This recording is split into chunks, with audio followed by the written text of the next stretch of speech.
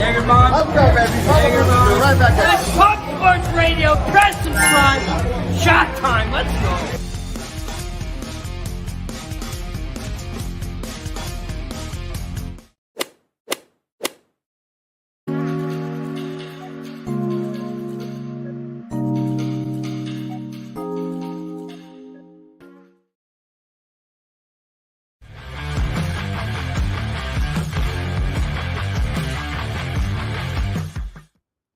Welcome to the NBA Pub Hub, Pub Sports Radio, Friday, February the 24th. Ian Cameron and Billy Briz ready to break down the Friday card. It's good to be back personally. This will be my first NBA Pub Hub show back in the host chair since the All-Star break. Hope everyone had a really good All-Star break.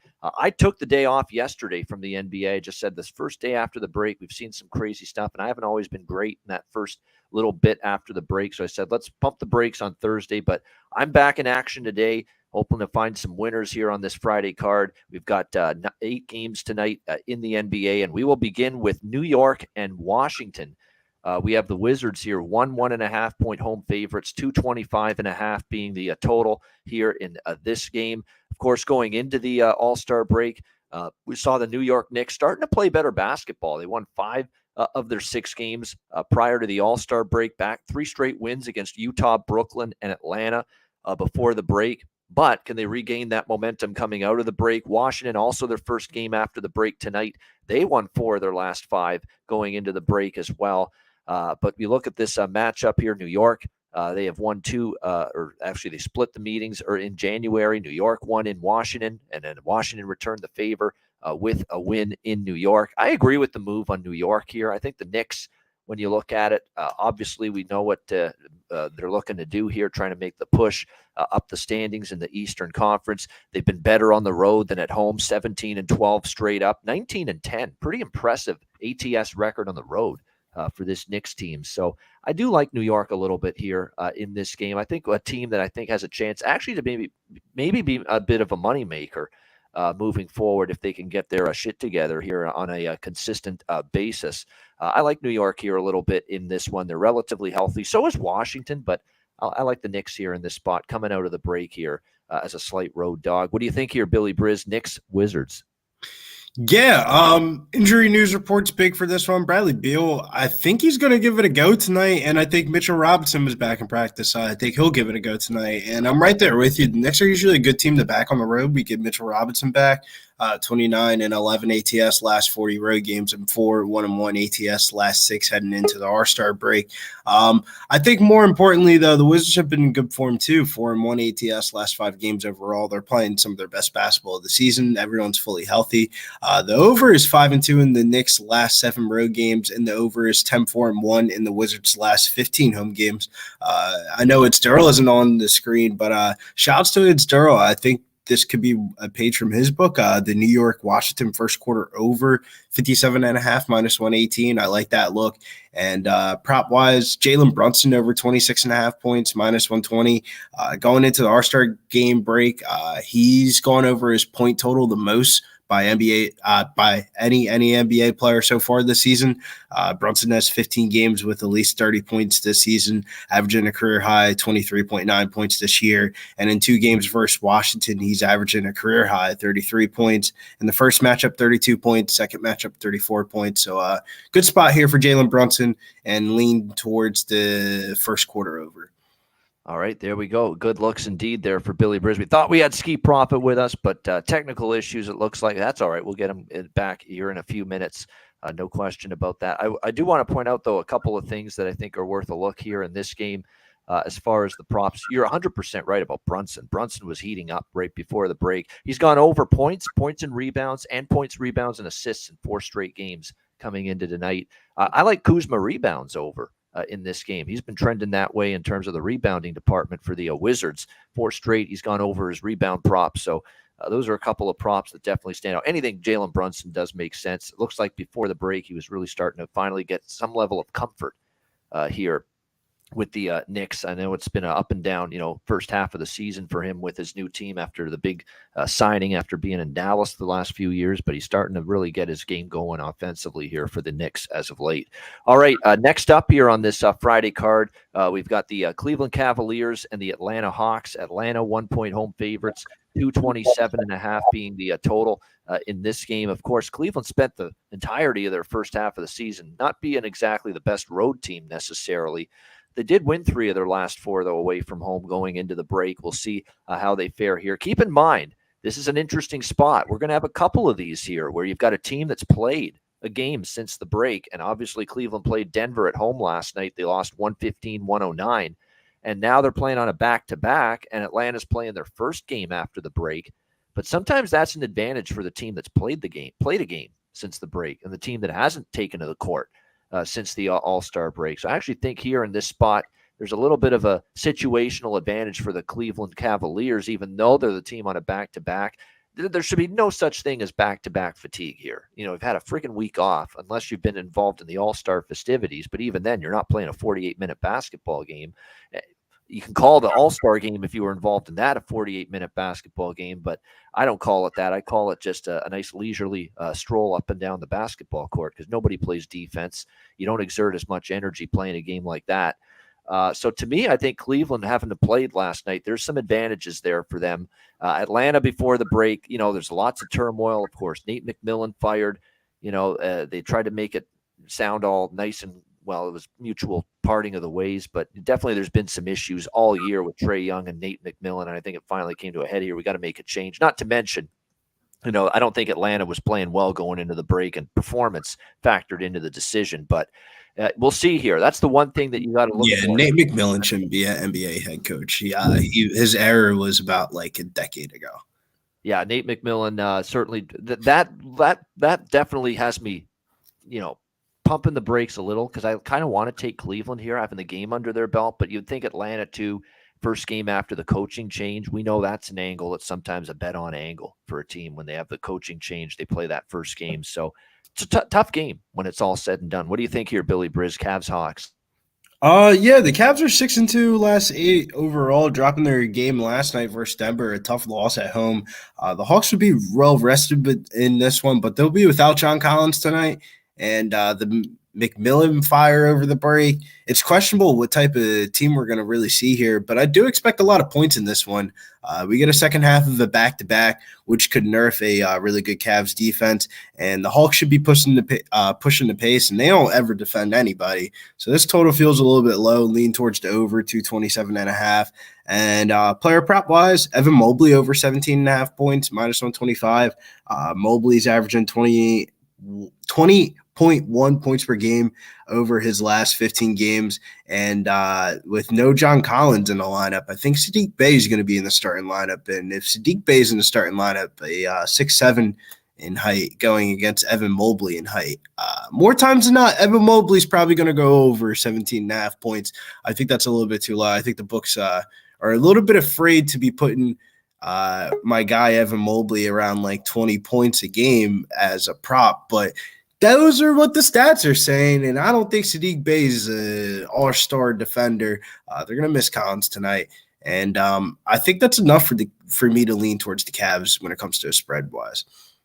Yeah, definitely leaning Cavs here as well. It's just the Atlanta angle coming off the coaching, but I really like those situations coming off the All-Star break in games like this where the team that like Cleveland has played a game already. I think that can sometimes, like I say, be an advantage. As far as the props go in this one, there's a couple that stand out. We got a couple in terms of DeAndre Hunter for Atlanta has gone over his points and rebounds and assists in 3 straight games. Trae Young's actually shown more of a willingness to not shoot as much. Thank goodness. He can pass, because his assist prop has gone over in 5 straight games. And I think Atlanta's a better team when he's setting up teammates rather than always, scoring the ball and being a ball hog and taking the shots himself. Trae Young's got to learn how to facilitate. You are the point guard after all. And he has been doing that more lately. The assist prop for Trae Young has been trending over. Looks like Skee is on the road here, joining us here away from home, but I think we have him. Do we, Skee? Are you there? My question for you, Babano, is about this Hawks team is with the new coach in play. Do you think we're going to see a switching of rotations? Because, I mean, I feel like that's been the huge thing this year about the staggering about Young and Murray's minutes, and they haven't really I feel like they haven't really clicked together too well on the floor like they did in those AAU, in those Jamal Crawford Drew League games over the summer. I mean, they look really good, but hasn't translated towards the NBA floor. New rotations tonight or no? I think that right now, no. Right now, it's still going to be a Trae Young, DeJounte Murray starting backcourt from all indications here tonight. So, but maybe this coach is going to have more of a willingness to adjust than good old Nate McMillan did. You're the best coach in the league, according to you. Of course, I'm kidding when I say that. But yeah, I mean, definitely, I think it's a situation where Skee's not drunk. He's just having technical issues. There's a big difference between someone being drunk off alcohol and liquor and someone having tech issues. But I get what you're saying. Ha ha ha, Mo. Very funny. But yeah, I mean, I think definitely he's going to try with DeJounte and Trae at the beginning. But again, maybe a more willingness to pull the plug if shit's not working, because there was definitely not enough of that from Nate here at the helm. All right, Miami, Milwaukee. We've got Milwaukee 3.5-point home favorites here. 221 is the total in this game. You look at the matchup here, and Miami's one of those teams that I keep thinking Miami in the second half, they might be maybe a bet on team, but I don't know about tonight here. Milwaukee's been rolling going into the break. What do they do coming out of the break? Both teams playing their first game following the break here tonight. Milwaukee was victorious earlier this month, 123-115 against this Miami Heat team. Miami, of course, had a lot of injuries before the break, and the break came at a good time because other than Lowry, everybody else is pretty much – this is about as healthy a lineup, I think, as Eric Spoelstra's had at his disposal for a long time. Vincent, Hero, Martin, Butler, and Bam, the starting five here. Milwaukee, it is worth noting that it looks like they will have Giannis potentially. He's upgraded to questionable is the latest update we have with the wrist issue. He was initially not likely to play tonight, but he looks like in the hours leading up to this game, his wrist is trending in a better direction.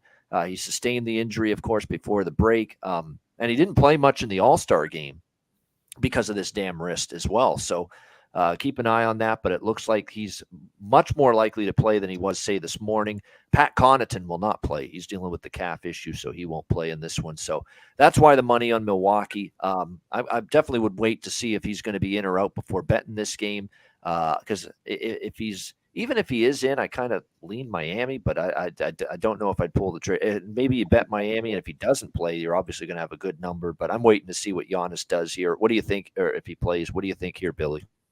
Yeah, I got fucked in this one, man. I bet this one last night, late night after that. Man, it was just, talk about like sadness, man. Hawaii Rainbow Warriors last night had a little -3.5 ticket on them. Oh no! I hate to tell you this, Billy. Connor and I on the Net Profit show, we were on the other side there with Riverside, but that's tough. Yeah, it was a tough ending of a night, and then I was like, you know what? We're just gonna roll this money over to the Miami Heat +1.5. We get some closing line value. I didn't think Giannis is gonna play, but Giannis is now questionable, and this line is very telling that Giannis is gonna play. It went from 1.5 to 4.5. Opposite direction for the closing line value, but I mean, there's nothing I can really do. I'm not gonna cash out of the ticket. I'm just gonna roll with it. All streaks have to come to an end, right? That's the only thing that you can really say. I mean, the Heat are 2-5 ATS last 7 road games, 1-6 ATS last 7 games overall. Their recent form isn't really the best to be back in, but maybe the Bucks have some problems here. That it looks like everybody's gonna be fully healthy. They got Giannis, Portis, and everybody besides Connaughton. Maybe they have some problems with the rotation. Also played a Drew Holiday over 7.5 assist prop. Doesn't look as appealing now with Giannis out of the lineup, but I'm still gonna ride with it, man. I'm still gonna ride with it. It's not a bet that I would have made if I knew Giannis was in the lineup, but it's a bet that I'm gonna have to stick with today. The statistical data is still there that I like, but definitely like it a lot less without Giannis. But maybe we luck into some stuff because I don't understand, why would you play Giannis, right? Yeah. I mean, I think you got to be careful, right? We're just coming out of the All-Star break. He could only play less than a minute in the All-Star game because of this.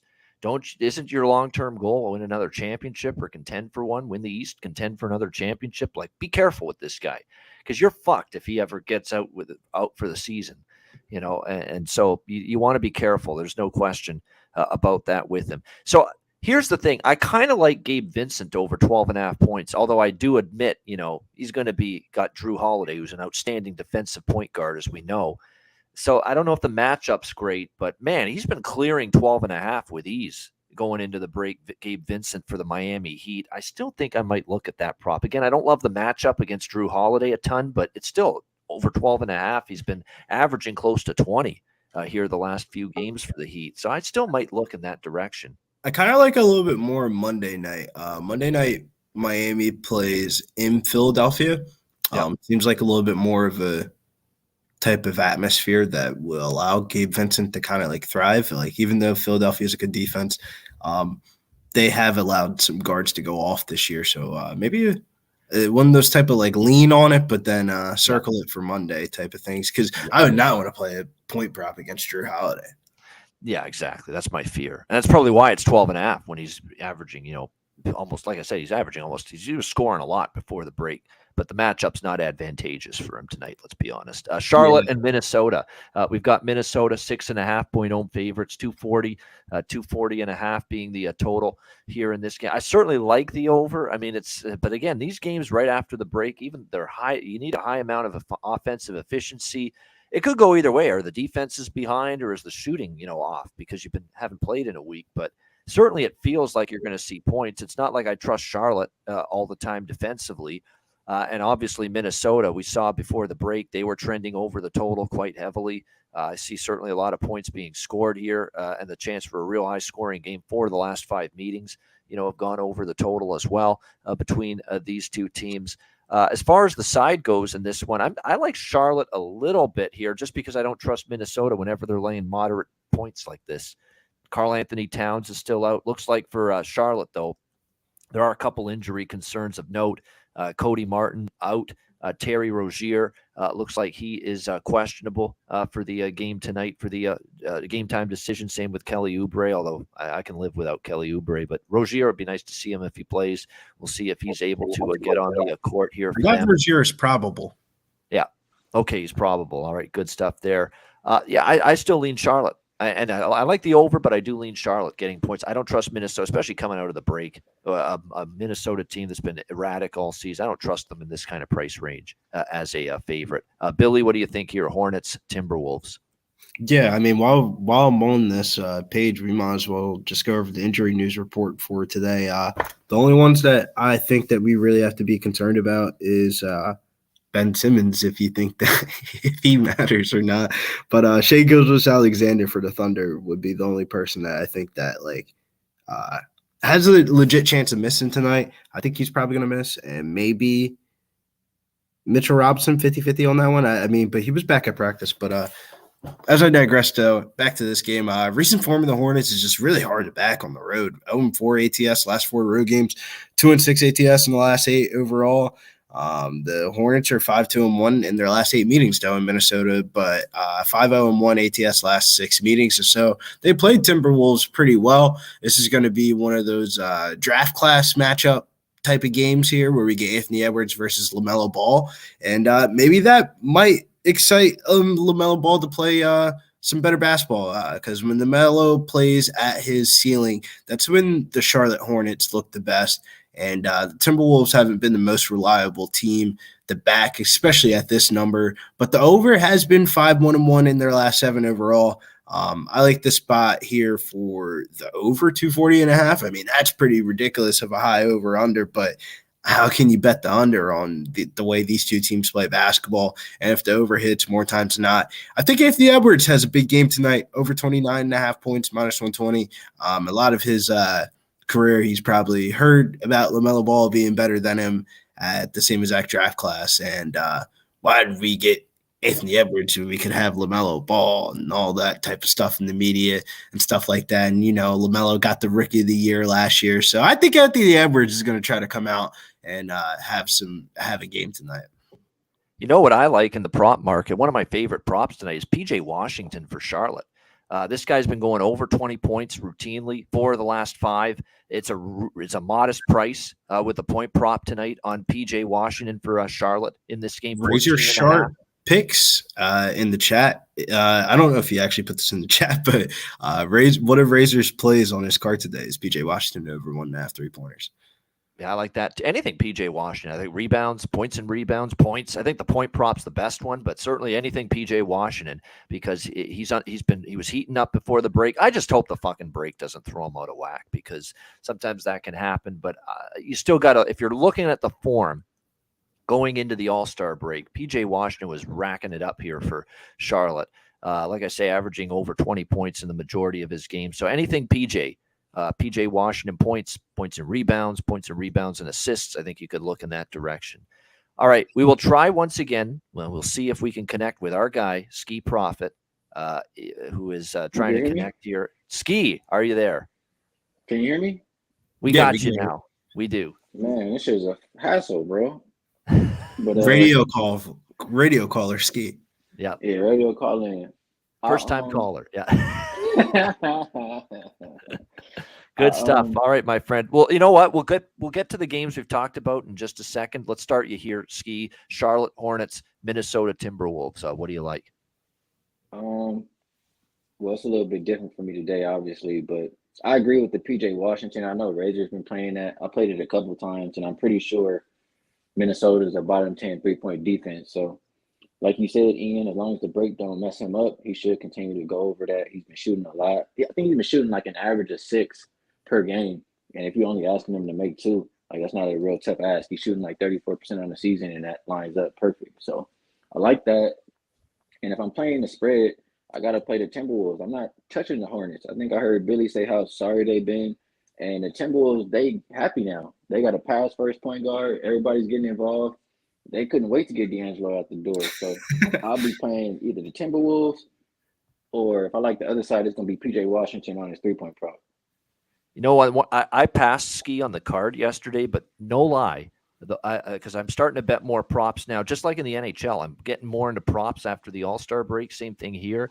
I was tempted to bet D'Angelo Russell over points last night, and I didn't because I just decided I'm passing on the card. Sure enough, wouldn't you fucking know it? Guy gets hurt in the game, and there you go, out for the rest of the game. Like, whew, thank God we avoided that grenade.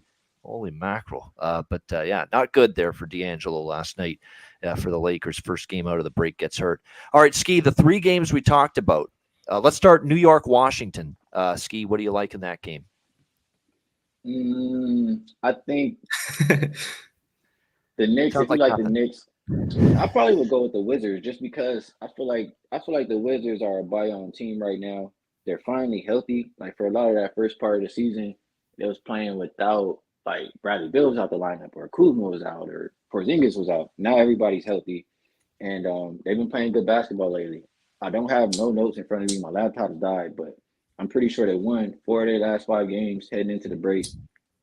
And I know they've won 5 of their last 7 games as an underdog straight up. So if they keep getting priced like that, which they're an underdog again tonight, we had to flip a favorites, I think, just because Bill was added to the injury report. I got to continue to play on Washington. I think you'll make money with them if you back them every time down the stretch of the second half. All right, there you go. So Skee says bet on Washington, bet on team here in the second half of the season. All right, Cleveland, Atlanta. Skee. Back with that motherfucker. I ain't touching that. There you go. All right. Yeah. There we go. I know Skee's remote and audio only, but when he says backwood, we could still play the clip. There we go. Skee, you got any Nate McMillan fire thoughts though? Yeah, I mean, in general, bro, you know when the coach get fired, the team usually show up and so they could show like it's not our fault. It was the coach. Get his ass out of here. So I lean towards the Hawks just for that. And also because I know the Cavs are poor on the road and all that stuff. And they played yesterday, but that's it. Miami, Milwaukee, it's up to 3.5, 4 now. Milwaukee is home favorite. So maybe this Giannis is going to play stuff is getting stronger, that maybe he's going to be in tonight, but they've taken a lot of money. What do you think here, Skee, with Heat versus Bucks? There's too much uncertainty. I thought Giannis was listed as out earlier. Yeah, upgraded to questionable, and now money's definitely pouring in on Milwaukee since it hasn't even been fully confirmed yet. And they've bet minus this thing from 1 to 4. 4.5. Wow. Well, I mean, if Giannis is out there, why would you want to step in front of the Bucks the way they've been playing? Yeah, so I guess I would wait on the injury report. But if Giannis plays, you like the Bucks. If he's out, you probably play on Drew Holiday. He's been pretty consistent lately, and he'll have a lot more responsibilities if he's not out there. If Giannis is not out there. All right. There we go. All right, we move on now. Oklahoma City. We got the Thunder against the Phoenix Suns. Phoenix was laying 8 here in this game, 8.5 in some spots, 228 the total in this one. And as you mentioned earlier, Billy Briz, the big injury, perhaps of the entire day, is one of the great all-stars from the Western Conference, from my hometown, Hamilton, Ontario. Shea Gilgeous-Alexander, who, of course, it looks like he is questionable tonight with the right ankle injury. I don't think he's going to play. If I had to guess, he's probably not in. Yeah, I would expect him not to. First game out of the break, I don't think. And without SGA, it's hard to back. I love this Thunder team, and they were a cash cow for me, the last couple months. But just because a team has been making money for you in the first half doesn't always mean it's going to carry over to the second half or vice versa. A team that's been stinking up the joint in the first half doesn't mean they can't get it going and become a bet-on team in the second half. So beware of that. Phoenix is it's interesting. Like, they're obviously a team that has gone all in, try to win a championship this year. That's what you do. No question about that when you trade for a Kevin Durant. But at the same point in time, how long is it going to take for the chemistry to develop? How long is it going to take for him to get back? All that stuff. He looks like he is still going to be out for another week before he gets back from the knee issue. It looks like Chris Paul, Booker, Okogie, who is someone that I noticed exploded in a couple of games right before the All-Star break, which was pretty interesting to see that. It'll be him. It'll be Paul and Booker, Craig and Ayton, the starting five. This one, I don't feel comfortable laying 8 with Phoenix, but at the same time, I'm not really interested in the Thunder if SGA is a no-go. So this is a pass for me on this one. Skee, what do you think? We'll start with you here. Thunder and the Suns. Thunder have been really good as an underdog, or probably specific, like a road dog. And I don't know how much I can trust this Suns team. I mean, Devin Booker, he's probably going to be on a minutes restriction too. I think it's a lot of question marks. If they don't have Gilgeous-Alexander, if they did, I would want to play first half over. I think Booker will play more in the first half, and I know OKC plays up tempo and extra scoring in the NBA. But if he's out, I guess maybe only way I can look in this game would be 8 rebounds, because I know OKC struggles to rebound, or Giddey rebounds plus assists for the other side. So one of those props would be the way I play this game. I say Okogie, you ride the wave until, he falls off it. I don't think it's going to keep up, for a long period of time or indefinitely. Certainly when they get all their pieces back, including Cameron Payne, and when KD makes his debut, he's not going to be offensively this potent. But, right now I'm seeing a guy that points and rebounds and assists. Okogie's gone over it in 4 straight games for the Phoenix Suns. So, like I say, I'm riding the wave with that prop here tonight. What do you think here, Billy Briz, Thunder, Suns? Yeah, I like the Suns here in this spot. Got my heart broken last night being a Thunder buddy in overtime last night. But the Suns are 5-1 ATS last 6 games on 3 or more days of rest, and 6-2 ATS last 8 games versus a losing record team. So they're handling business when they need to. And the Suns are in form right now, coming off an extended break. I really wouldn't want to take the points here with the Thunder. It could be a close one, but more times than not, I see the Suns blowing them off the floor tonight. I don't think SGA is going to play. I got this game circled. I got to figure out a way to get on to the Phoenix Suns, but on paper, I don't think I want to take the -8. I think the -8 covers, but I got to find a way to bet this. Stay tuned on Twitter. There you go. Stay tuned on Twitter for Billy Briz' final take on this game. All right, we got Houston and Golden State. We've got Golden State 9.5, 10, 10.5 in some spots here. Home favorites, 231 the total. Again, you've got a situation here. Golden State played last night. First game after the break, and it's back-to-back, but the back-to-back after a long break like this is much easier, so don't play too much into that. It's not a bad back-to-back at all for the Warriors coming back home after being in LA against the Lakers last night. I actually think it's an advantage, as I said earlier, for the team that's played a game already after the break versus the team that hasn't played a game after the break, which Houston has not. Houston hasn't played since before the break when they got drilled by Oklahoma City. I mean, there are teams where I say, hey, you sucked going into the break, and I think you're going to turn it around. Houston's not one of those teams. Okay. So, I think it's definitely going to be difficult for them. Lottery bound teams, 7 straight losses going into the break. Many of those losses were blowout fashion, especially the last 2, Philadelphia and against Oklahoma City as well. It looks like Jalen Green and KPJ, Kevin Porter, are both out for Houston tonight. Steph Curry out for Golden State, Andrew Wiggins as well for the Warriors. So it'll be a Jordan Poole, Klay Thompson, DiVincenzo, Draymond, and Kayvon Looney starting 5 for the Warriors tonight in this one. I think you have to play Golden State first half full game split or nothing. I actually think it's better that they played last night and Houston didn't. I think, again, that's an advantage for a team that's played since the break. And the Warriors, after a loss like that, probably wanted to come back home and play well tonight. Do I want to lay 10? I don't know, but I don't want Houston. I don't want Houston, that much I know. Billy Briz, we'll start with you here. What do you think? Rockets, Warriors? Just off the fact that since Curry's been out the lineup, the Golden State Warriors have yet to win a first quarter spread yet. I thought that was really weird, man. Second half of the back-to-back finally at home tonight, but only 3-7 ATS in our last 10 home games. So the Warriors' home form hasn't really been the best to back, but the Rockets are going to be shorthanded without Kevin Porter Jr. and Jalen Green out tonight. With their poor effort last night, I expect the Warriors to go out here and win. It's just I don't know if laying 10 points is really too necessary. I want to take Alfred Sengun props. He smashed the last time we seen Kevin Porter Jr. and Jalen Green out the lineup. But it's really hard to dictate how many minutes we're going to get out of Sengun tonight because I really do think the Warriors do blow him out. And if we only get 25 minutes out of Sengun, I don't want to be at the window thinking I cashed my ticket at halftime and then he doesn't really play in the fourth quarter. So overall, backwood for me. All right. All right, there we go. Backwood here for Billy Briz with Rockets, Warriors. How about you, Skee? Houston, Golden State. I'll probably be playing Sengun props if I like the Rocket side, like Billy mentioned. But if I like Golden State, I don't know. I might just focus on the bounce back from Jordan Poole. I mean, he shot like 3 for 13. And he's going up against a team who's not going to play a whole lot of defense here tonight. So if the Warriors are going to blow them out, going to do anything, I think it starts with Jordan Poole. So don't have his point prop number, but that's who I would look at.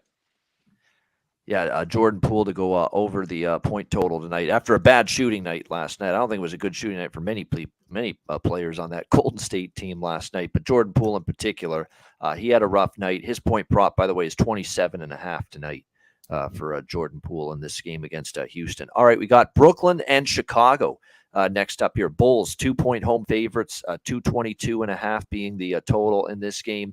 The Brooklyn Nets, to their credit, with all the changes that they had, obviously, and all the trades and Kyrie out, Durant out, and all of a sudden here they were covering, 5 of the last 7 prior to the All-Star break, competitive, even in their losses to the Clippers, to the Suns, to the Sixers. They only lost by 3. Their only blowout loss was really the New York Knicks game, 124-106. And then after that, they beat Miami 116-105. So, this Brooklyn team, give them credit with all the changes. And we talked about how, Cam Thomas was the star for them.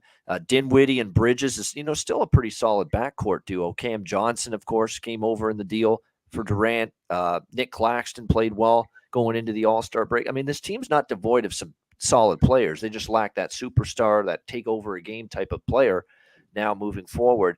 The one thing we talked about going into the break too is, would this make Brooklyn maybe a bit of a better defensive team moving forward? And it was starting to look that way with a couple of those games, but I know they did go over the last 2, but I still kind of think that Brooklyn long-term going to be a team to bet under their game totals, because I still think there's a capable defensive team here in this Brooklyn squad.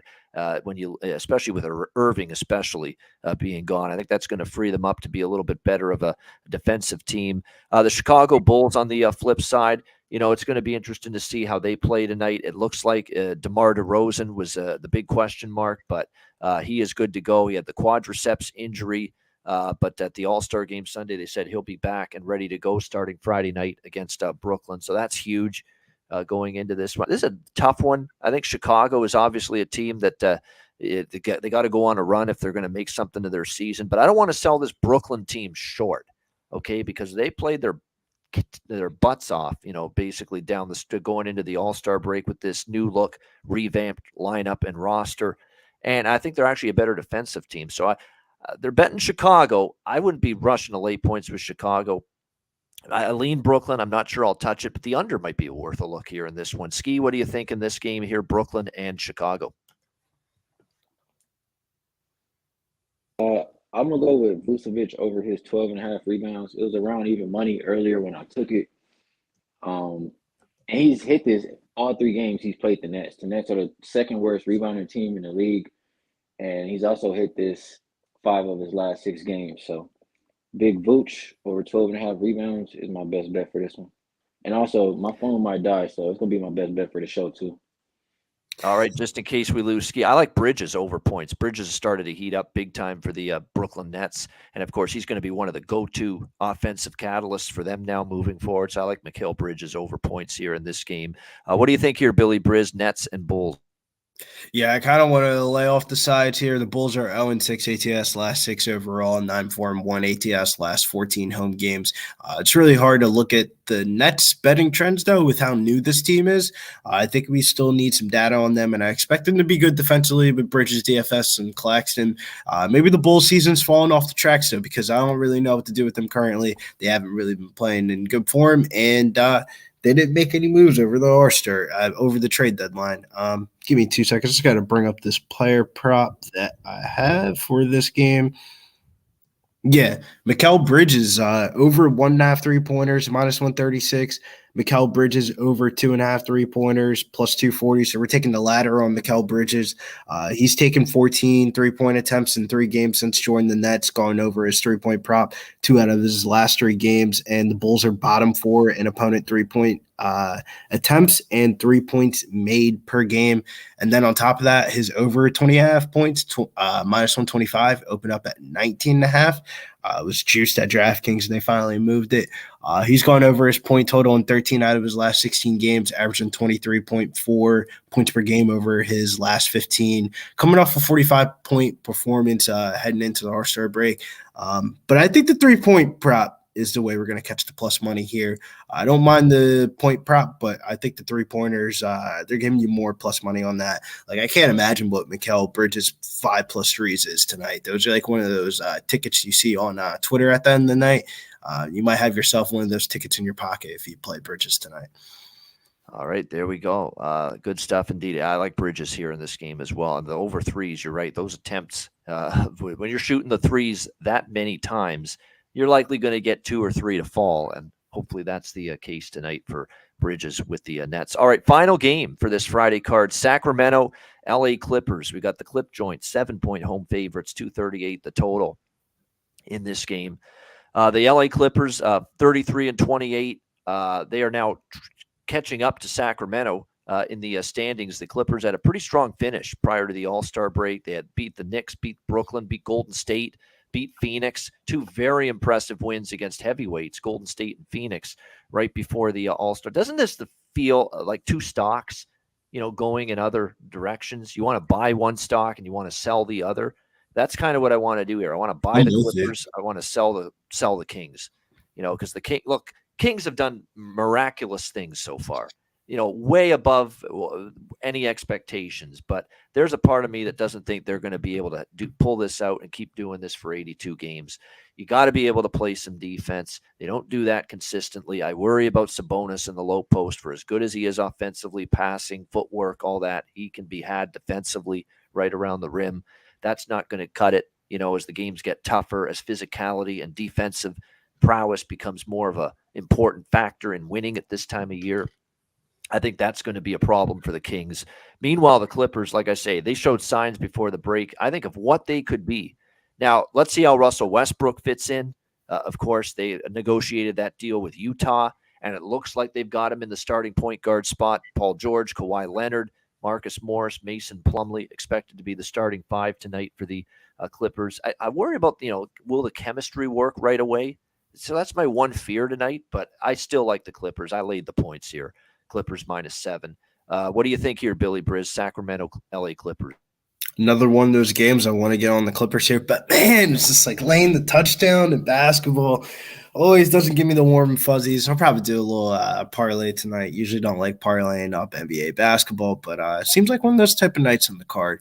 But I think let's go straight to the player props and talk about Zubac is out of the lineup tonight.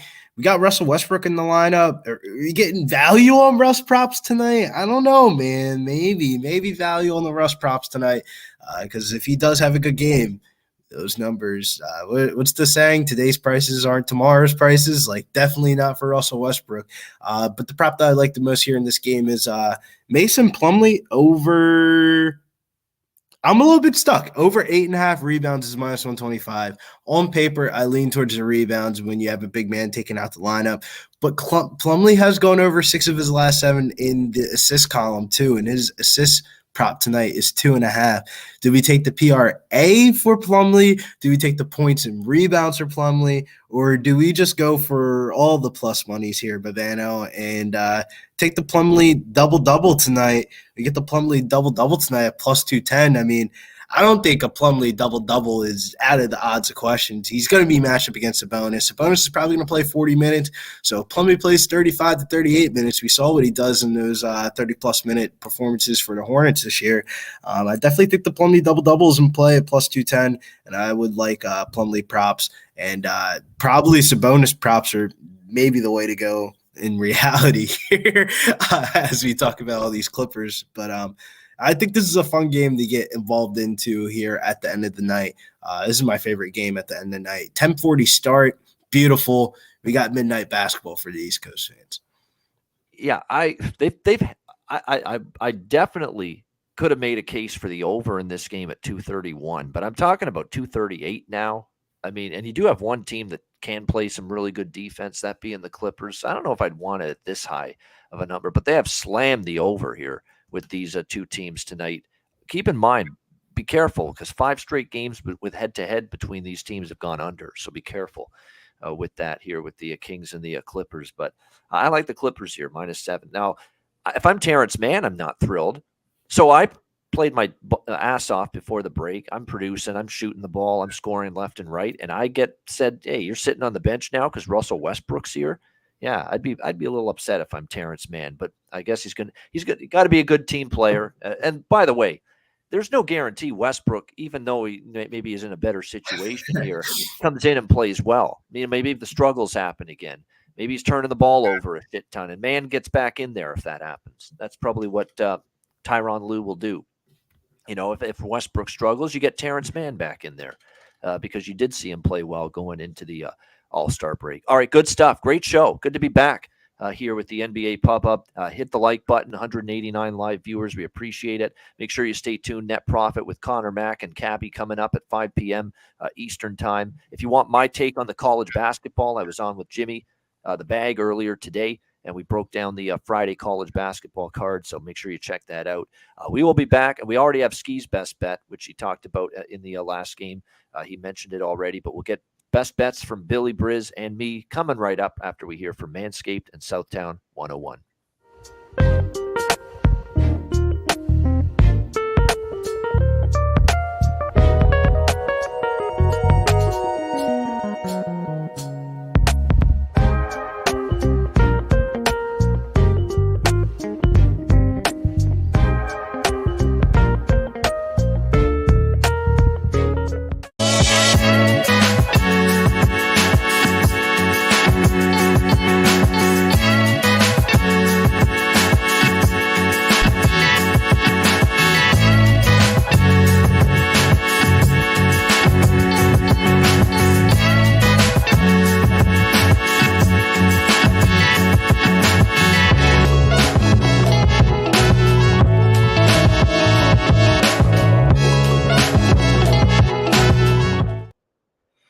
All right, Southtown 101. When you're in San Antonio, Texas, stop in. Great food, drinks, live music, DJs, karaoke, Southtown 101, manscaped.com. Get 20% off and free shipping using the promo code PUBSPORTS. All right, best bets to wrap it up for this Friday show. Billy Briz, will go to you. What do you like for best bet? Yeah, best bet for me tonight is going to be in Chicago. We're going to go to the Chi-Town tonight, and we're going to take Mikal Bridges over 1.5 3-pointers, over 2.5 3-pointers, and we'll hit the celebration, the Mikal Bridges celebration with the shotguns. I think we're going to see it out tonight. Go get yourself some plus money. There you go. Over made threes. Mikal Bridges, Brooklyn Nets for best bet here for Billy Briz. And get used to this. Look, I'm very, very lukewarm on all the sides and the totals tonight on this NBA card, with the exception of maybe the New York Knicks, who I like a little bit, but it's definitely not best bet worthy. It's a tricky card. I mean, certainly I could make a case a little bit for Golden State, in a bounce back spot against Houston, and the Clippers I like a little bit as well, but I don't love them enough for best bet. I'm going to go with a player prop best bet. And again, I'm putting more time now into player props post All-Star break. I'm rocking with the hot hand, and I hope he doesn't get cold and go into a slump coming out of the break. The break doesn't stunt the momentum. But PJ Washington, Charlotte Hornets, we're going to go to that game with the over point prop for PJ Washington and the Charlotte Hornets tonight. Again, he was rolling going into the break. He was averaging over 20 points per game. His point prop is only 14.5 tonight. I think you can get over that number. Charlotte Hornets, PJ Washington, over 14.5 points. We'll go with that for my best bet here for this Friday NBA card. That'll wrap up for this edition of the NBA Pub Hub. Thanks to everyone for joining us. Hit the like button on the way out. And a reminder, I'll be back in the morning with Connor and Cab for College Basketball Pub Hub, 10 a.m. Eastern tomorrow morning. We'll get you ready for the Saturday college basketball slate. Make sure you tune into Razor Sharp's live stream. He has one on Friday nights. Make sure you tune into that tonight right here on Pub Sports Radio. We got UFC tomorrow again as well. So lots going on this weekend. So make sure you check out all of it here on Pub Sports Radio. For Billy Briz, for Ski Profit, I know he had some connection issues, but he hung in there and he was able to join us for a portion of the show. We thank him for joining us. I'm Ian Cameron. Have a great Friday night. Enjoy the games and good luck, and we will talk to you again on Monday for a brand new week of the NBA Pub Hub right here on Pub Sports Radio.